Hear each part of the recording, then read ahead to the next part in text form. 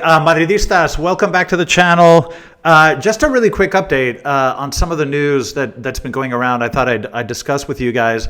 I want to talk about the Rodrigo situation. You guys may have heard what's going on. He walked off the training today after about 15 minutes. We need to talk about what's going on with Rodrigo. We'll talk about the Ancelotti press conference. Obviously, Brazil has announced that he's going to be leading, he's going to be the manager for the national squad. You probably heard that by now, but we'll talk about the very classy press conference that he gave. And then just a quick update on Huijsen, obviously. Very big news in the center back position. And then Alvaro Carrera, that name has started floating in the last couple of days. A left back from Benfica. Looks like he's a candidate now to come over. And then a couple of quick words ahead of the Mallorca match, which I'll be attending tomorrow. But anyway, just a very quick update on some of the stuff going on in case you guys are interested. Thanks for joining me. Let's get started.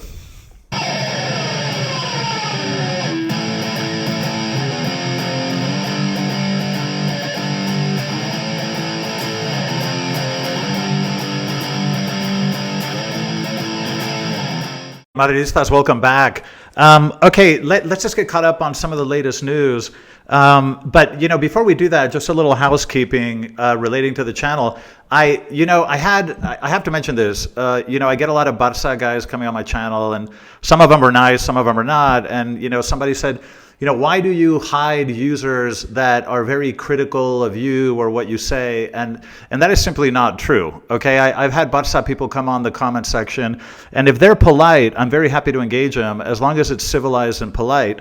But what I'm not going to do on my channel is be insulted by people. I don't go onto the YouTube channels of Mr. Seitan or Spider Culé and start cussing at them and telling them that they're idiots. I don't do that, and I don't expect these people to do it on my channel. So the answer is yes, you're welcome to come and give your opinion, but don't insult me, because I don't have to put up with that shit, especially on my channel. So that's the explanation for that. And by the way, I'm going to say this for the last time.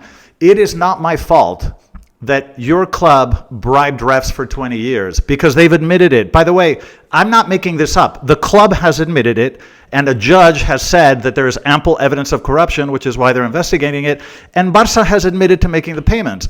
Okay, and when we look at the data, which I've done a million times, if you look at penalties and red cards for and against for the 15 years prior to the bribes, Real Madrid and Barca were about even.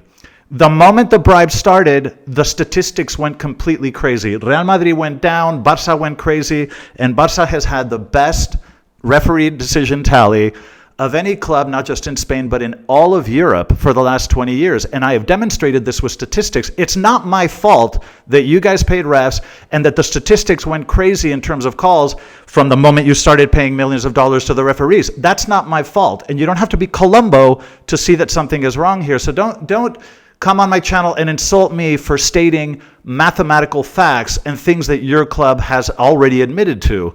So anyway, I want to get that out of the way. Barca, you guys, you're welcome to come on my comment section and say whatever you want, but please be polite, otherwise I will hide you. Okay, I had to get that out of the way.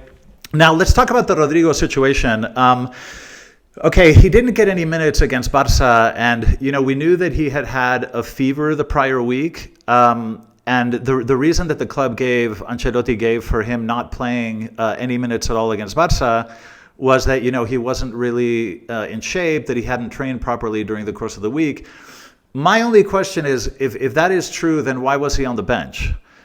Because if a player really is not in a position to play, he wouldn't even be on the bench. You simply would not inscribe him for that match. You would just leave him out altogether. So I find it a little bit odd, and some of these rumors were kind of started again today, because Rodrigo went to training and he only lasted about 15 minutes, and then he walked off the pitch after 15 minutes with the Real Madrid doctor, and presumably it's some sort of a quasi injury, but it does feel a little bit suspicious, and we have to kind of look at this a little bit cynically, because first of all, I mean, he had a fever, but I mean, 10 days seems like a hell of a fever.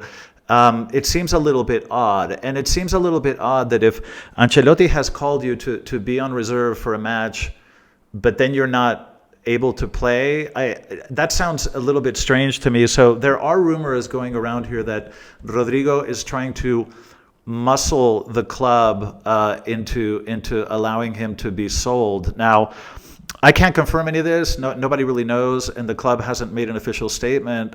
Ancelotti is being very diplomatic, and he's saying, "Oh, well, he had a small problem with his leg today, and we'll figure out what it is." And he didn't play against Barca because of the fever. I don't know. But it all sounds.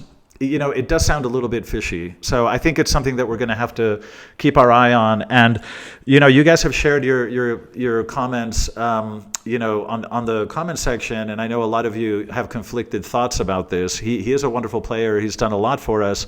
But I think on the other hand, we all agree that we have one body too many up front. Some of you think that we should sell Vini. Some of you think that Rodrigo should go. I mean, that's all a matter of personal opinions. But it does look like there is something here. Just by virtue of the way these things are happening, it does smell a little bit fishy. So we're going to have to keep our eye on this because we do know that there are other clubs that have interest. That have deep pockets. I mean, the EPL, the clubs have a lot of money there. And I know Man U and Man City could afford him, and they've expressed interest in the past. So we have to keep our eye on the Rodrigo situation, but that looks a little bit odd. Okay, Ancelotti, I just want to mention this because, the Brazilian national squad, they made an official statement that Ancelotti will be managing the Brazilian national team. It didn't coincide. Typically, these things are synchronized. So the announcement from Brazil would have been made at the same time as an announcement from Real Madrid. There wasn't a lot of coordination here, and Brazil jumped the gun and made the announcement before Ancelotti even could say anything. And the word is that the president of the Brazilian Federation was kind of in a hurry to announce it. He's always had an interest in bringing Ancelotti, and he's been involved in some legal troubles in Brazil, and apparently he was kind of in a hurry to make the announcement. It's something he's wanted to do for a long time. But what I wanted to share with you guys is that when Ancelotti was asked about it in the press conference, his response was so classy. He basically said, "I don't want to answer a single question about that. I will never disrespect this club. I'm here until the 25th. As long as I'm wearing this shirt, I will not discuss anything else. I'm coming on to the end of a dream era up until the 25th, which will be my last day. But this has been a dream come true for me. I've lived and made history here." He was just incredibly gracious, and I think he shows his positive side.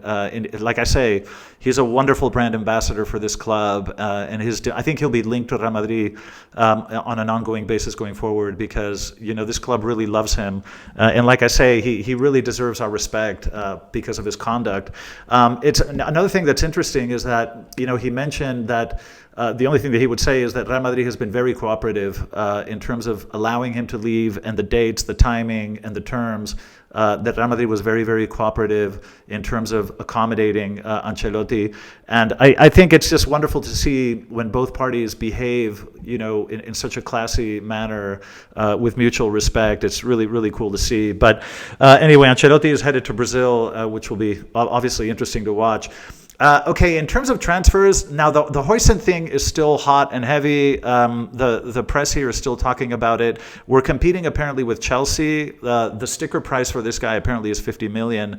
Now, I think at this point we've come to the realization that we can't fuck around. We can't waste time. Everything in the world is inflated. You guys watch financial markets or the price of eggs. This world is in a permanent state of inflation, and that applies to football player prices as well. And if the price now for a proper center back is 50 million, just pay it because I know that we can pay it. So Huijsen is still on the cards. I feel very strongly that we should do this.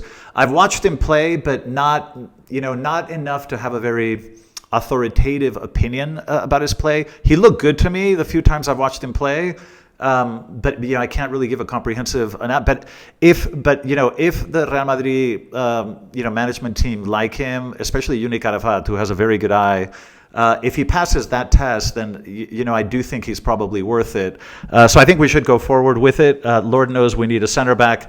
And then the name that has popped up in the last 2-3 days is Álvaro Carreras. This is a left back that apparently Xabi Alonso really likes, and Xabi Alonso has expressed that he really likes this player. He's mentioned it in previous interviews in the past, and they're saying that the price. He's a left back at Benfica.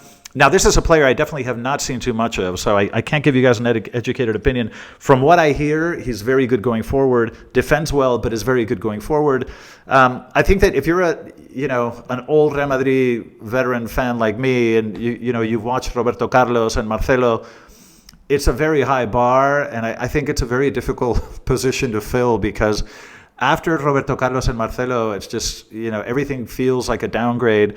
I don't know how good this Alvaro Carreras is. Apparently the price is also 50 million. That's what Benfica is asking. Again, if that's the market price, if we don't take it off him, someone else is going to take him. So we need to understand the market rate. And we need to adapt to the market rate, okay? I don't think the market's going to change the price because of what we want. So I think we just have to accept that that's where the market is, and I think we need to pay up. But apparently he's very good. Xabi Alonso really likes him. Now, the plan B, apparently, if we can't get Alvaro Carreras for the left-back position, because apparently Xabi Alonso is not convinced by either Mendy, who's perpetually injured, but he's also not convinced by Fran Garcia, so he really wants to bring his own person for the left-back position. If it's not Alvaro Carreras, they're saying that he might bring Grimaldo from Leverkusen. Now, the only issue with Grimaldo is that he's 29, and I know that Real Madrid doesn't like to spend top dollars on players that are 29 years old. Now, that doesn't mean that in a desperate situation, we won't do it if we can't get Carreras. But I think that would be a little bit more far-fetched because it's one thing to pay 50 million for a young player. It's another thing to pay 50 million for a 29-year-old, especially when you're talking about a defensive player and not a forward. So we'll have to see what happens, but those are the latest rumors in terms of who might be coming over. Just a couple of words on the Mallorca match tomorrow, which I'll be attending. Look, the match is obviously meaningless. But I think that it'll be meaningful in terms of the reaction of the Bernabeu. The Bernabeu, we're not. It's funny. We have one bad year, and you would think that it's the end of the world. It's incredible. The sort of different standard that is applied to Real Madrid is incredible. We're coming off the best decade in the history of any football club, in the history of mankind ever. And yet one bad year, and it's like it feels like the house is on fire. It's kind of incredible. The level of expectations at this club are unlike anything in the world. That is a simple fact. I've never seen anything like it with any other club. So I'm very curious to see what the crowd reaction will be. Now, I wouldn't be surprised if there are whistles to designated players, and who knows, maybe even Florentino. I'm very curious to see how the crowd reacts, but I'm going to record some of it and share it with you guys the day after the match in my post-match analysis. But anyway, just a few little snippets I wanted to share with you guys. This is a short video. Let me know what you think in the comment section, and I'll come back and talk to you guys after the Mallorca match. Thanks for joining me, as always, a la Madrid.